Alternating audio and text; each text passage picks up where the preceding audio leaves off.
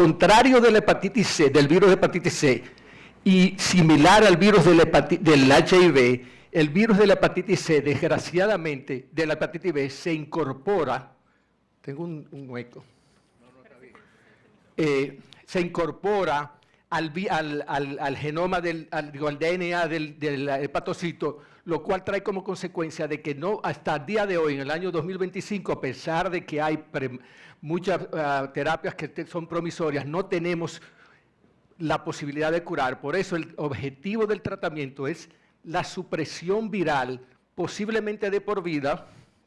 Para que tengan una idea, y este es un estudio viejísimo, pero desde hace mucho sabemos la diferencia que va a haber entre suprimir el virus versus no suprimirlo. Este es un estudio de 13 años de seguimiento. Aquellos pacientes que lográbamos la supresión viral tenían una posibilidad de desarrollar un hepatocarcinoma de un 1% o de desarrollar cirrosis de un 5% versus 36 y 15% si no obteníamos esa supresión viral. Entonces, ¿cuál es la meta del tratamiento? Obviamente, la meta ideal fuera curar al paciente. Desgraciadamente, hoy no lo logramos. Tenemos que conformarnos, primero, con una respuesta virológica. Si logramos esa respuesta virológica, que lo ideal es lograr por lo menos la supresión de la carga viral, entonces podríamos obtener una mejora en la histología, una mejora en las pruebas bioquímicas de función hepática, prevenir la transmisión. Y la segunda gran meta es la respuesta virológica con la pérdida del antígeno E, y luego eso disminuye la transmisión, y por supuesto la pérdida y seroconversión del antígeno de superficie, que desgraciadamente aún con las terapias de supresión se logra muy pocas veces. Pero al final la meta del tratamiento hoy día es la prevención de la cirrosis, del hepatocarcinoma y de la muerte por hígado. Entonces, cuando elegimos un antiviral, ¿qué tenemos que buscar? Bueno, primero, una droga que sea bien potente, porque necesitamos la supresión viral y por mucho tiempo. Una barrera genética muy buena, para que no haya resistencia en el transcurso de ese tratamiento a largo plazo, que tenga pocos eventos adversos, porque estamos hablando de que ese paciente va a tomar ese medicamento por años. Y en cuanto al anfitrión, si ha usado previos antivirales, la edad y la comorbilidad, y la razón de esta conferencia es precisamente enfocar el problema de la terapia a largo plazo, sobre todo en aquellos pacientes de edad y comorbilidades. Y como uno no se hace más joven todos los días, sino que cada día nos hacemos menos jóvenes, el problema de la edad es muy serio. Y para que tengan una idea, de esos 260 millones de personas que todo el mundo tiene hepatitis B, esa población de adultos de más de 50 años es cada día mayor. Eso lo vemos también en las conferencias de la Sociedad Dominicana de Gastro. Los otros días, cuando yo venía aquí, la mayoría no tenían 50 años. Hoy, la mayoría tenemos cercanos a 50 años. Y el otro aspecto importante es, fíjense cómo, este es un estudio retrospectivo donde siguieron a los pacientes con hepatitis B desde el año 2006 hasta el 2015. Fíjense cómo la diabetes, la hipertensión, la hiperlipidemia cada vez es mayor. Cuando evaluaron la insuficiencia renal en estos pacientes, a medida que iban pasando los años también iba mayor, y por supuesto la enfermedad de los huesos sin duda que iba aumentando a medida que iban aumentando los años. Entonces, por ejemplo, esto es un estudio de 1.334 pacientes con terapia de hepatitis B, y cuando analizaron cuál era la prevalencia de la insuficiencia renal en estos pacientes, overall 7,2%. Sin embargo, en los pacientes con hipertensión o diabetes, que la doctora Preyo enseñó muy lindamente esta mañana, cada día son más, el 25% de esos pacientes tenían insuficiencia renal. Y cuando analizaban la edad, ya para los 60 años, el 14% tiene insuficiencia renal. Entonces estamos hablando de que las comorbilidades y la edad son un factor muy importante. De hecho, por el solo hecho de hacernos más viejitos, día a día esa función renal va disminuyendo. Entonces, esta es la evolución de las terapias de hepatitis B a través de los años. Y hoy día, estos son los 3 antivirales de primera línea: entecavir, tenofovir y TAF. Entonces, ¿cómo elegimos estos medicamentos? Bueno, por su eficacia. Obviamente estos tres tienen una gran potencia, una gran actividad, una potente actividad antiviral. La resistencia, y aquí el TAF y el TDF probablemente se la llevan un poquito al entecavir, y luego las consideraciones renales y las consideraciones sobre los huesos. Cuando hablamos, por ejemplo, de la resistencia, este quizás es el mejor argumento para usar tenofovir o TAF a la hora de tratar pacientes con hepatitis B. En República Dominicana nada más tenemos disponibles estos dos, o sea que esa decisión es fácil. Entonces, ¿cuál es la diferencia y por qué podemos hablar de que quizás TAF sea superior a TDF de manera, vamos a decir, empírica? O sea, ¿por qué? Porque el TAF tiene una media mucho mayor y mayor estabilidad del plasma. Entonces, podemos usar una dosis 10 veces menor que cuando usamos tenofovir. De hecho, un poquito más de 10 veces. El plasma que va a haber, la cantidad de tenofovir en plasma va a ser mucho menor y, por supuesto, va a tener menos efecto sistémico y, sobre todo, menos efecto renal. Y, además, va a tener una mayor eficacia para llegar al virus. Entonces, vamos a tener una concentración plasmática 89% mejor y una menor exposición sistémica, y eso se va a traducir a una disminución en la morbilidad renal y ósea. Por lo menos eso es en teoría. Este estudio piloto, hubo dos estudios pilotos, uno 108 y otro 110 con antígeno E positivo y antígeno E negativo, y la idea del estudio era una primera fase de 96 meses a doble ciego con TAF 25 miligramos y TDF 300 miligramos, y luego a los 2 años cambiar, hacer un open label en donde los pacientes que tenían TDF pasaran a TAF y se iba a evaluar por 8 años. El primer endpoint iba a ser a los 48 meses, luego a los 96, a los 144 y a los 384. Luego que el estudio comenzó, la FDA dijo, no, yo quiero que la fase de doble ciego sea de 3 años, pero ya había una gran cantidad de pacientes que lo habían pasado al open label. O sea que al final tenemos 3 grupos, TAF los 8 años, TDF por 2 años y luego a TAF, TDF por 3 años y luego a TAF. Entonces, el primer corte se hizo, o primera evaluación se hizo a las 48 semanas. Como ustedes ven, hubo una supresión viral, tanto de antígeno E como antígeno E positivo como negativo, no solamente excelente, pero además similar entre el TAF y el TDF. Cuando se evaluaron a las 96 semanas, se mantenía esa excelencia en la supresión, un poquito mayor en los antígenos E negativos que en los antígenos E positivos, pero básicamente esto mostró que el TAF no era, es un estudio de inferioridad, o sea que no era inferior al TDF. En cuanto a la normalización de las transaminasas, muy interesante, en este caso, de hecho, el TAF fue superior en normalizar tanto a las 48 semanas, perdón, a las 48 semanas como a las 96 semanas, y tanto en antígeno E positivo como negativo. No se detectó ninguna resistencia en ninguno de los 2 grupos durante el tratamiento. En cuanto a la serología, en ese primer corte a las 96 semanas, como vemos, la pérdida del antígeno E y la seroconversión del antígeno E fue superior en el TAF que con el TDF.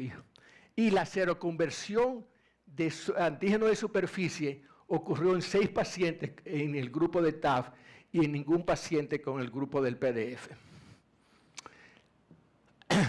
Ya evaluándolo a los 5 años, y aquí ya tenemos los 3 grupos. Aquí tenemos el grupo de TAF solamente, el grupo de TDF por 2 años y 3 años en open label con TAF, y el grupo del TDF con 3 años. Y de nuevo, se mantuvo la alta tasa de supresión viral en todos los grupos, y también se mantuvo, fue interesante porque recuerden que había dicho que el TAF tenía un porcentaje mayor de normalización de las transaminasas. Bueno, pues los pacientes que pasaban de TDF a TAF lograban alcanzar el mismo nivel de normalización en los 3 grupos. y ese nivel fue superior al que se alcanzaba cuando teníamos TDF. Y de nuevo, no hubo resistencia ni hubo mayores eventos adversos, ya evaluándolo a 5 años. En cuanto a la supresión viral, ahora yéndonos a los 8 años, o sea que ya tenemos la data de todo el estudio completo, y vemos que en cuanto a la supresión viral a 8 años, tanto los pacientes que comenzaron con TDF y luego pasaron a TAF, con los pacientes que estaban TAF todo el tiempo, entonces se lograron mantener una alta tasa de supresión viral y una alta tasa de normalización 8 años después. O sea que es un estudio que nos da muchísima información de la eficacia del TAF en el tratamiento de los pacientes con hepatitis B. En cuanto a la serología, fue más o menos similar, pero superior en cuanto a la pérdida del antígeno E y la seroconversión en el grupo de TAF, y también fue superior la seroconversión del antígeno de superficie, aunque fue muy bajita, pero fue el único grupo que tuvo seroconversión. El grupo de TDF no tuvo, ninguno llegó a tener seroconversión, lo cual que demostró que el TAF tiene una respuesta favorable ya a los 8 años de tratamiento. Aquí simplemente quiero mostrarle, esto fue a los 96 semanas, fíjense que hubo una igual de eficacia en suprimir el virus, pero sin embargo, el grupo de TAF, perdón, o sea, el grupo de TDF, que cuando se cambió a TAF, fíjense cómo aumentó el porcentaje de pacientes que se normaliza las transaminasas. En cuanto a los eventos adversos y a las anormalidades del laboratorio, tanto en el corte de las 96 semanas, los eventos adversos fueron mínimos, los grados 3 y 4 y la interrupción fueron similares en ambos grupos y menos de 2%. Y ya a los 8 años, de nuevo, los eventos adversos y las anormalidades de las pruebas del laboratorio fueron mínimas y iguales en los dos grupos. Y más importante aún es que no hubo ningún problema adicional. Prácticamente nadie deja el tratamiento por eventos adversos. Ahora bien, vamos a ver qué pasa con el riñón. Este es el análisis a los 96 semanas cuando estamos en el segmento del doble ciego. Y como ustedes pueden ver, los pacientes que tenían TDF disminuían su tasa de filtración glomerular comparado con TAF. Cuando esos pacientes pasan al open label y lo analizamos a los 5 años, vemos que hay una ligera disminución de la tasa de filtración glomerular en el TAF, pero correspondiente con la edad. Sin embargo, los pacientes que pasamos de TDF a TAF, ponemos que prácticamente tenían una tasa de filtración glomerular similar a los de TAF y mejor que cuando estaban con TDF.